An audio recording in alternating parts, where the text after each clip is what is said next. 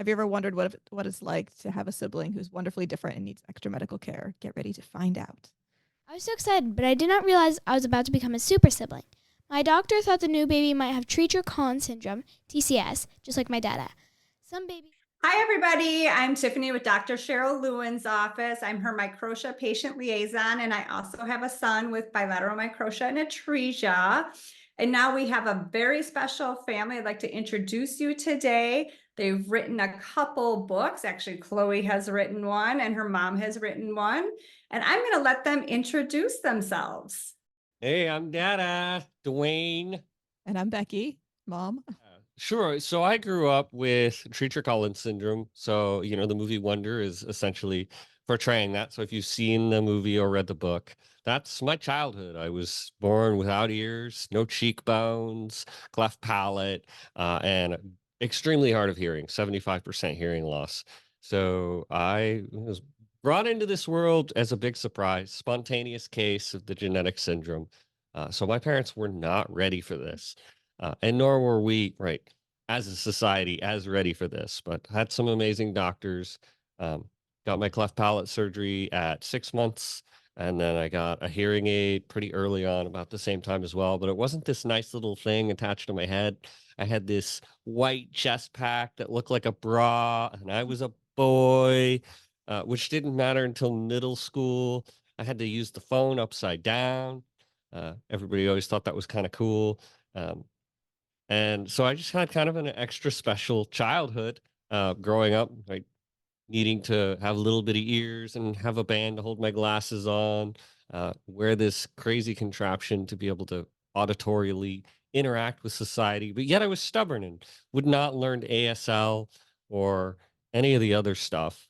Um, so it was kind of this funny, wild, like I thought I was normal, but I wasn't normal, and I wanted to be normal, but I always just kind of ran with it. And so I just kind of went about it in my ways and found some confidence and kind of learned to deal with all the moments that come up. But then I met Becky. Well, wonderful. Becky, you want to tell us about you? Yeah, so I grew up as the middle of three girls, and my older sister was in a wheelchair. So I am a super sibling, which is a child who's a brother or sister who's wonderfully different and needs extra medical care. So yeah, I met Duane, and he likes to stand out and be the center of attention and draw attention to himself, and I do not like that. But I liked everything about him except for that. He also looks different, so people stare, and I don't love that either. Um, I yeah, really do look different, since this is a video demonstration. I look different. I can do cool tricks. yeah. If you put the kid on his shoulders, like his ears fall off and his glasses fall off, and even though he looks different, he's really confident in who he is. And I'm like, I don't know why I'm so insecure and why I'm trying to hide when I don't even really have a reason to. So do you want to tell us about how you started with the first book and what it's called? Yeah, so my first book is Wonderfully Different, Wonderfully Me. I bought a lot of books with hearing aids for my daughter, trying to normalize it and normalize sign language since someone wouldn't learn sign language. I was trying to help her. Um, and her complaint was that's not what my hearing aids look like. And we couldn't find any books with Bahas. So Duane's like, why don't you write a book? So I think it took 4 or 5 years of him telling me to write a book. At some point I had written like our story and it wasn't that good in my opinion, like whatever. And then we were featured on the Born Different TV show, and we were told like we have a bigger message than just facial differences in hearing aids. We have a message for everyone who's wonderfully different. So this book features a whole bunch of kids, including. And that transition to book number 2, that one came out, I think you said in 2022, and then your newest book is up for this summer. Yes, it's on its way to the printer. Okay. On its way back to us by the summer, hopefully. Yeah, so that's Chloe's book called Becoming a Super Sibling. Chloe loves reading Laura Ingalls, so she wanted to write like her whole life story, and so she started where she could remember, which is when her little sister was born, and lots of doctor's appointments and long. And how old is Chloe now? She's 10 now. She wrote the book a year ago when she was 9. That's she was insane. Like 2.5 when Ariasha was born. Okay, and where would you like to see this book? I believe it's classrooms, doctors' offices, and Ronald McDonald houses. We do have. Oh, sure. About that. A lot of our patients go there.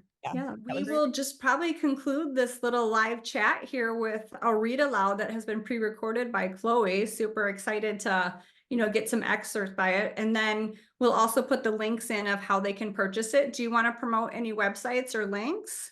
It's wonderfullymebooks.com is our website. Okay. Hi, my name is Chloe. I would like to tell you the story of how I became a super sibling. A super sibling is a child with a brother or sister who is wonderfully different and needs extra medical care. As I got older, I was lonely and wanted a friend. Then my parents told me I was going to have a baby sister who would live in our house with us, and we would be friends forever. I was so excited, but I did not realize I was about to become a super sibling. My doctor thought the new baby might have Treacher Collins Syndrome, TCS, just like my dada. Some babies with TCS have a hard time breathing and need to have surgery right away. The doctor said they should drive to a big city far away for the baby to be born in a special hospital just for children. Ariasha was born with TCS, just like dada. Thankfully, Ariasha did not have any problems with breathing. But Ariasha did have a cleft palate, a hole in the roof of her mouth. That made it hard for Ariasha to eat, so she had a feeding tube, which went in her nose and all the way to her belly. Ariasha had to stay in the hospital until she learned to drink from a special bottle. Then she could finally go home. As Ariasha grew, we went to lots of doctor appointments to make sure she was drinking enough milk and gaining weight. Sometimes the doctor weighed me too. There were times when Ariasha drank from a special bottle and the milk went up through her cleft palate hole in her mouth. It made her sneeze milk out her nose. Milk could even get stuck in Ariasha's ears and cause a ear infection. That would really hurt and make her cry a lot. Then we'd have to go to the doctor again. We went on so many long, boring drives to the hospital in the big city, far, far away. Our trips to the big city were so much fun. Our family loved to find new places to play. We even got to ride the tram to the hospital for Ariasha's appointments. I enjoyed playing in the waiting room and making new friends. Ariasha had lots of appointments with the audiologist, the doctor who does hearing tests. Ariasha would sit on Mom's lap in a quiet room. When Ariasha heard a sound, she would raise her hand or repeat a word or point to a picture or shape. The doctor said Ariasha needed bone conduction hearing aids. For Mom and me, the sounds we hear go in through our outer ears and down our ear canals. Then they vibrate our eardrums, going into our inner ears and then to our brains. But Dad and Ariasha have a special type of hearing aid that catches sounds and uses vibrations on the skull bone to send the sounds directly to the inner ear and then to the brain. With her new hearing aids, Ariasha can hear louder and clearer. She does not even need to use her ears. For the first time, she heard a distant beep, beep of a truck backing up in the street. She could also hear our chickens clucking in the yard. At bedtime, Ariasha takes off her hearing aids and headband. She puts them safely in the little box Mama made for her. Then even if I'm still talking, Ariasha can fall asleep in peace and quiet. I hope that sharing my story has shown you that everyone is wonderfully different in their own unique ways. And that is what makes the world so wonderful. I'm wonderfully me, and you are wonderfully you.